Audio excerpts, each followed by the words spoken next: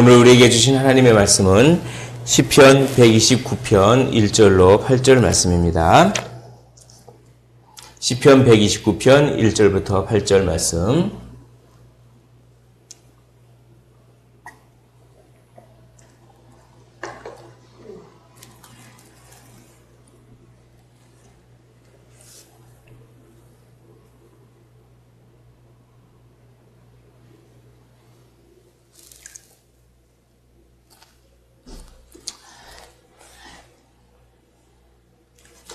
하나님의 말씀 시편 129편 1절로 8절의 말씀입니다. 우리 다 찾으신 줄로 알고 1절부터 8절의 말씀을 한 목소리로 읽도록 하겠습니다. 시작. 이스라엘은 이제 말하기를 그들이 내가 어릴 때부터 여러 번 나를 괴롭혔도다. 그들이 내가 어릴 때부터 여러 번 나를 괴롭혔으나 나를 이기지 못하였도다. 밭 가는 자들이 내 등을 갈아 그 고랑을 길게 지었도다. 여호와께서는 의로우사 악인들의 줄을 끊으셨도다. 무릇 시온을 미워하는 자들은 수치를 당하여 물러갈지어다. 그들은 지붕의 풀과 같을지어다. 그것은 자라기 전에 마르는 것이라. 이런 것은 베는 자의 손과 묶는 자의 품에 차지 아니하나니 지나가는 자들도 여호와의 복이 너희에게 있을지어다 하거나 우리가 여호와의 이름으로 너희에게 축복한다 하지 아니하느니라. 아멘. 오늘 시편 129편은 이게 성전에 올라가는 노래인 동시에 공동체 찬양시 이것입니다. 공동체 찬양시. 이게 뭐냐면 어떤 공동체를 대표해서 한 개인이 이제 노래를 부르는 그런 형식인데, 한 개인이 어떤 노래를 부르면 그것은 한 개인의 노래이기도 하지만 그 개인이 공동체 전체의 목소리를 대변하는 그런 종류의 시가 이 공동체 찬양시, 이게 이제 시편 129편입니다. 그래서 여기서 나라고 하는 한 개인의 경험은 나의 경험이기도 하지만 이것은 이스라엘이라고 하는 공동체의 경험이기도 합니다. 이제 그런 관점으로 이 시를 봐야 합니다. 두 번째, 이 시는 저주시라고 합니다.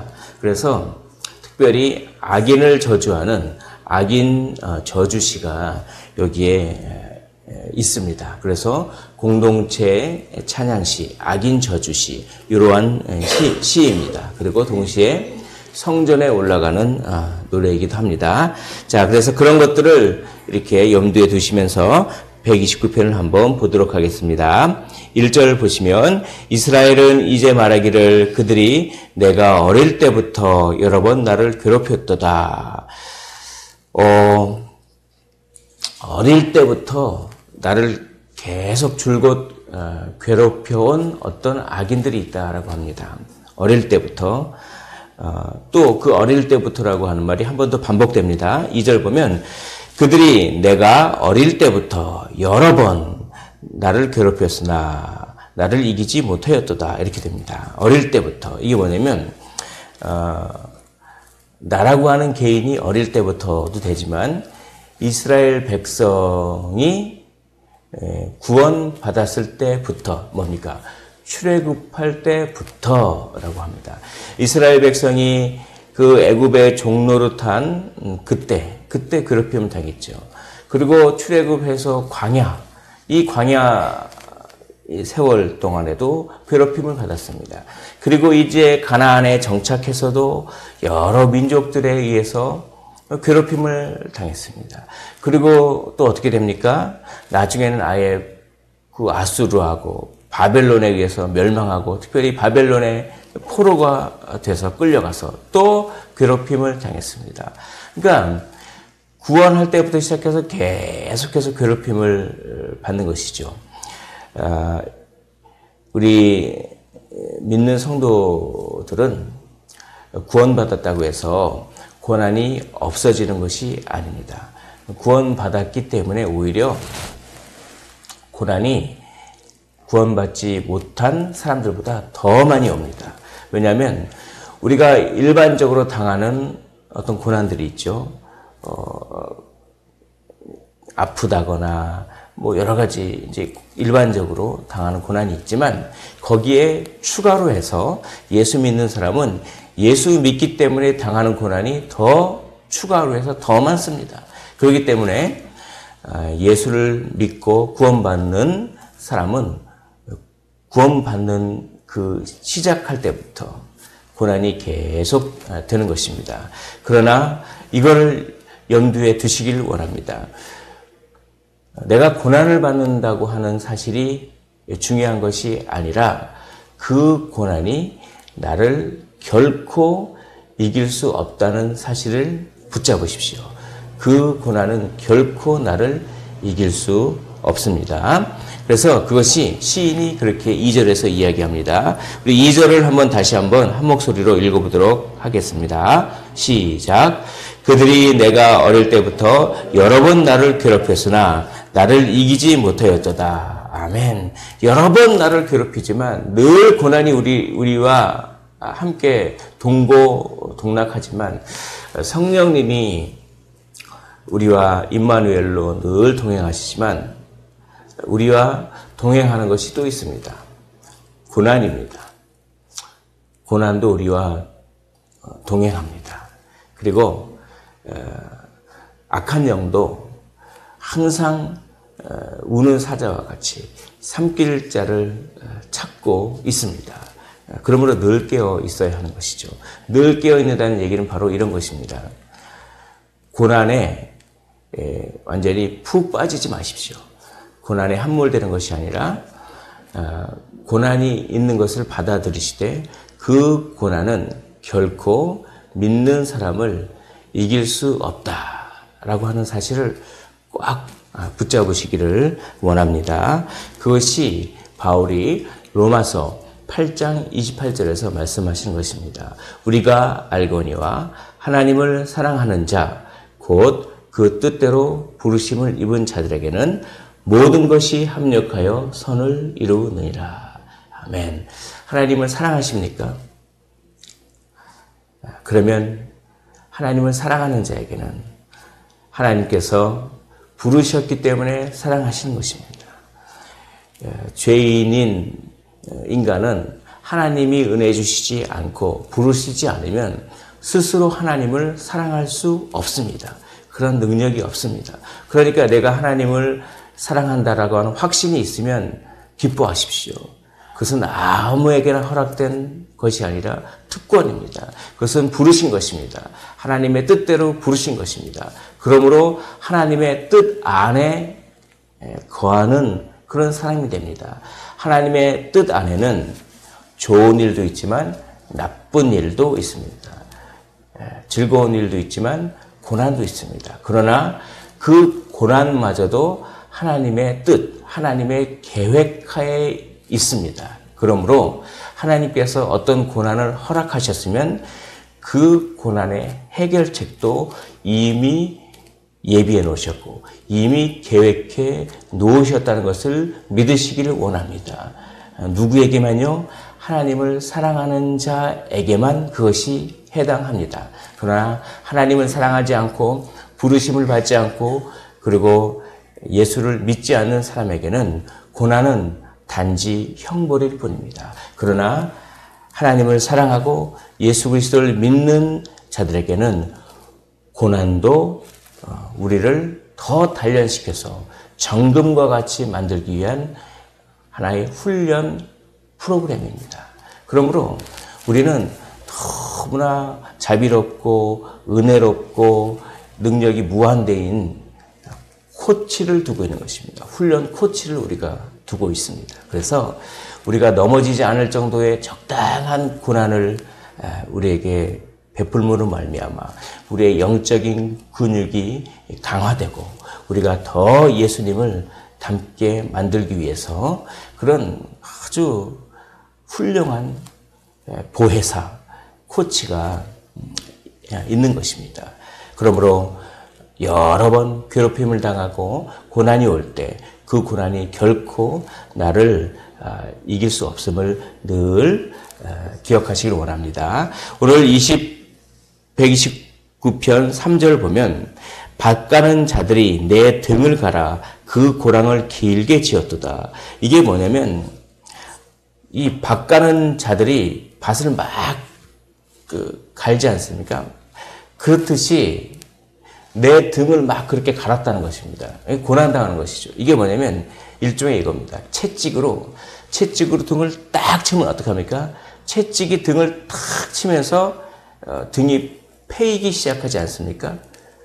채찍을 여러 번 맞으면 어떻게 되냐면 등에 피가 나면서 마치 등이 채찍을 맞으면 줄이 쫙 자국이 쫙 나듯이 등이 쫙 패이지 않습니까? 그런 걸 내 등을 갈아 그 고랑을 길게 지었도다.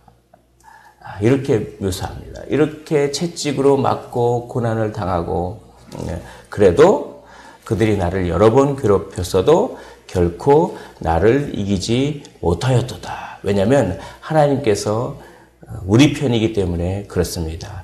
우리를 고난을 이길 인내할 능력과 힘을 주시기 때문에 그렇습니다. 4절에 보면 여호와께서는 의로우사 악인들의 줄을 끊으셨도다. 그 채찍을 끊으셨다. 이렇게 이해하시면 되겠습니다. 내 등을 딱 치는 그 채찍. 그래서 그 내 등에 채찍의 자국이 쫙 나면서 마치 밭을 가는 고랑처럼 내 등이 쫙 고랑이 생기는데 그 채찍줄을 하나님께서 끊어버리셨습니다. 할렐루야. 로마서 8장 31절에 하나님이 우리를 위하시면 누가 우리를 대적하리요? 라고 합니다. 하나님이 우리 편이 되주시면 누가 우리를 대적하겠습니까? 하나님이 우리 편이 되주시면 순간적으로는 채찍을 맞출 수 있지만 그 채찍 줄마저도 하나님께서 정하신 때에 끊어버리십니다. 그리고 우리를 구원하시지만 우리를 괴롭혔던 우리 등에 고랑을 그렇게 길게 지었던 그런 악인들은 어떻게 됩니까? 다 심판할 것입니다. 그것에 5절부터 8절까지가 그렇게 악인들의 심판이 나옵니다. 5절 보십시오. 무릇 시온을 미워하는 자들은 즉 구원받은 그 우리 이스라엘 백성 우리들 그리스도인들을 미워하는 자들은 수치를 당하여 물러갈지어다. 그들은 지붕의 풀과 같을지어다. 그것은 자라기 전에 마르는 것이다. 지붕에 풀이 나면 지붕에 흙이 있고 풀이 나면 그 흙이 별로 두껍지가 않기 때문에 뿌리를 깊게 내리지 못하기 때문에 잠깐 자라다가 사라지는 것처럼 그 악인도 지금은 조금 형통해 보이고 악인이 그렇게 예수 믿는 자를 핍박하는 그런 어떤 세력들이 별로 망하지도 않고 오히려 잘 사는 것처럼 보이지만 그것은 잠깐뿐이고 지붕에 있는 풀처럼 금방 사라질 것이다. 이런 얘기입니다.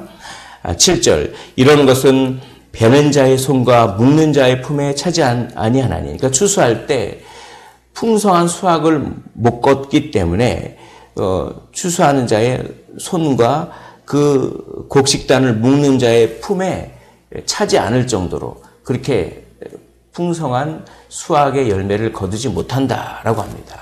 그리고 8절 지나가는 자들도 여호와의 복이 너희에게 있을지어다 하거나 우리가 여호와의 이름으로 너희에게 축복한다 하지 아니하느니라. 이게 뭐냐면 추수 때가 되면 인사말이 있습니다. 우리 보통 인사말이 있죠. 안녕하십니까? 아니면 예전에는 식사는 잘 하셨습니까? 왜냐하면 그때는 뭐 먹을 것이 없었던 때니까 식사 잘한 것이 최고의 인사입니다. 내가 밥 먹었다는 것이 최고의 인사였던 때가 있지 않습니까? 한국에. 근데 요즘에는 식사를 뭐 너무나 잘하니까 그런 인사는 거의 사라진 것 같습니다. 그 대신 그냥 뭐 안녕하십니까? 뭐 이 정도 인사하는데 그런 것입니다. 추수 때가 되면은 여호와의 복이 너에게 있을지어다. 뭐 밥은 먹으셨습니까? 뭐 그런 의례적인 인사가 바로 이런 것입니다. 그것이 룻기 2장에 보면 이런 인사가 나옵니다. 추수 때에 보면 여호와의 복이 너희에게 있을지어다. 그런 의례적인 그런 인사를 하는데 악인들에게는 그런 인사조차 하기 싫은 거예요. 참 어떤 사람이 있는데 그 사람하고 웬만해서는 엮이기 싫은 사람이 있습니다. 그 사람하고 웬만하면 만나기 싫은 사람. 그래서 의례적인 인사도 별로 하기 싫어요. 껄끄러운 사람. 안녕하세요. 식사는 하셨습니까? 이런 인사도 하기 싫은 그런 사람이 있습니다. 그런 사람. 마치 악인들은 그렇게 그런 사람처럼 취급돼서 결국은 다 외톨이가 될 거라고 하는데 이걸 거꾸로 우리에게 적용을 해야 되는 것입니다. 다른 사람, 다른 집사님들에게 적용하는 것이 아니라 나는 다른 사람들에게 어떤 존재인가를 물어보고 있습니다. 나는 다른 사람들이 인사를 건네기가 불편한 존재인가? 아니면 나는 다른 사람들에게 편안함을 주고 내가 가면 거기에 평안함이 있고 화평케 하는 자는 복이 있나니 라고 말씀하신 것처럼 그런 어떤 화평케 하는 능력이 있는가? 온유한 자가 땅을 차지한다라고 했는데 온유한가? 뭐 이런 것들을 돌아보는 그런 이제 의도가 여기에 있다고 저는 생각이 듭니다. 성전에 올라갑니다. 저 천성을 향해서 우리가 살아갑니다.